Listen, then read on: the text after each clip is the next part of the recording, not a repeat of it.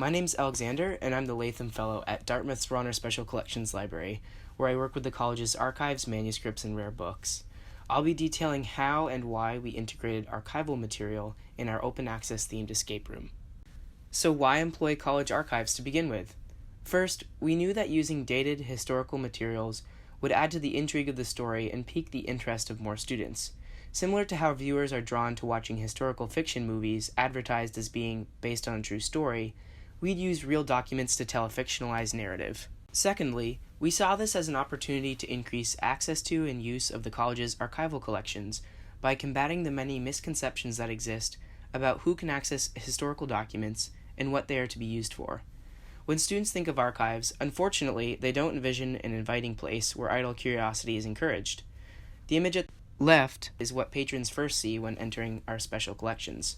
The glass walls add visibility, but the materials still appear intimidating. The image at the center shows what most people imagine interacting with archival materials would be like. In fact, this is the first search hit that appears in Google for archives.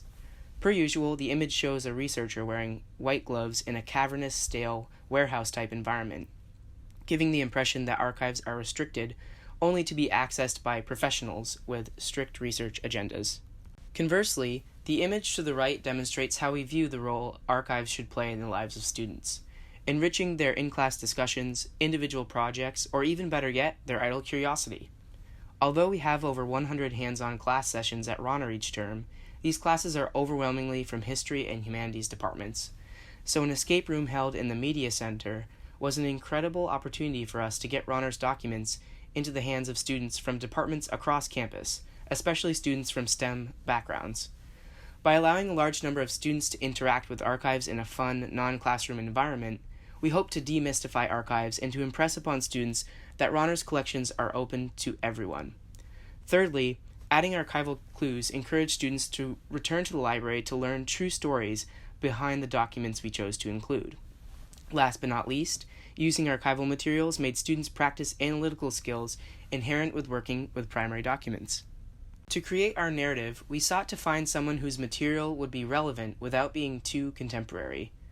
We also sought someone who had an interesting story, yet was not too recognizable so that participants would already be familiar with the plot. We also looked at figures connected to Dartmouth's history to make it more interesting for our students. And the number of documents was also a factor, because we needed an ample amount to tell an arc of a story, yet not too few that we'd have to fill in large gaps. Finally, we needed to find documents that were informative enough to help students learn pieces of the puzzle, but also held a degree of ambiguity when viewed on their own, so we'd have room to manipulate the story to fit into our zombie apocalypse theme.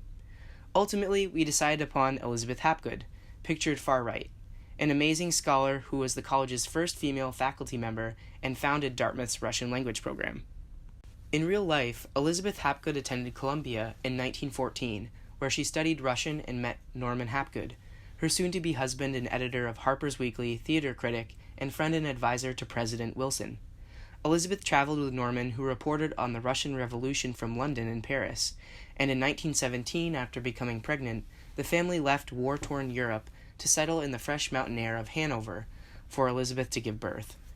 With growing interest in future Russian relations following the Revolution and World War I, in August of 1918, Dartmouth trustees, President Ernest Hopkins and Lois Dow, then a professor of Romance languages and friend of Elizabeth's husband, Norman, debated hiring Hapgood to teach Russian in lieu of finding a male instructor, as shown in this first document, where they added, quote, "I wish there were some way of camouflaging Mrs. Hapgood so that we might avail ourselves of her services." They thought they might be able to hire Norman, but actually have Elizabeth do the teaching. Ultimately, Elizabeth was hired, and her classes were a hit.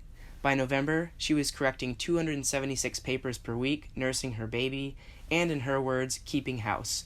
Toward the end of the term, she fought off the deadly Spanish flu and still managed to finish instruction. Meanwhile, her husband recalled his time at Dartmouth quite differently. Quote, "I was too happy in Hanover, earning my living with small effort, talking, reading, and walking, while my wife did the more important work."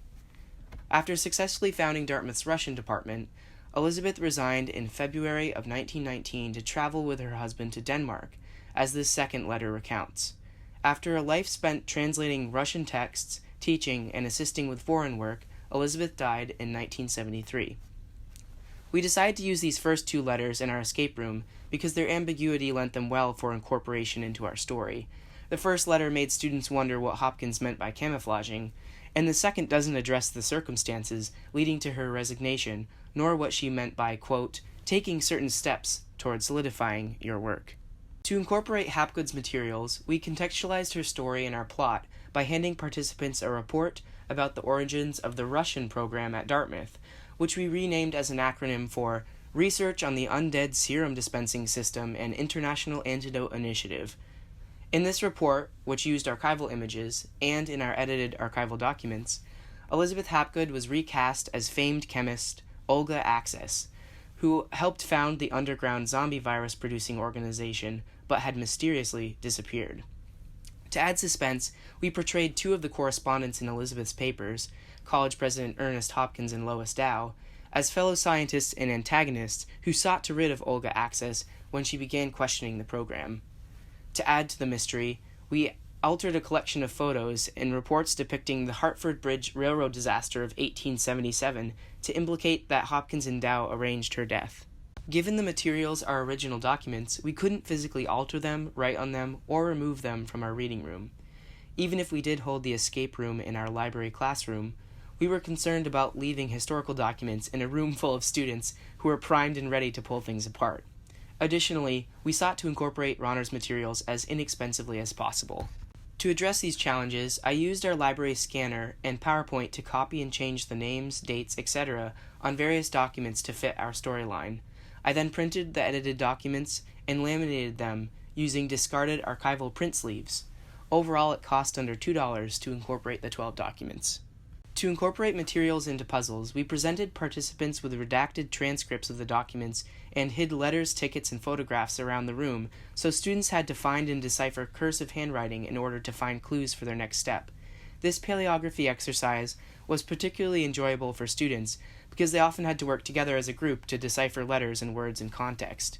We also used information pieced together using multiple documents and audio clues, such as the date of Olga's death and the train wreck, as combinations to unlock drawers, meaning students had to practice their cross-referencing skills to reveal the next step in the puzzle. Thus, by solving puzzles, the participants simultaneously uncovered the lore of the room.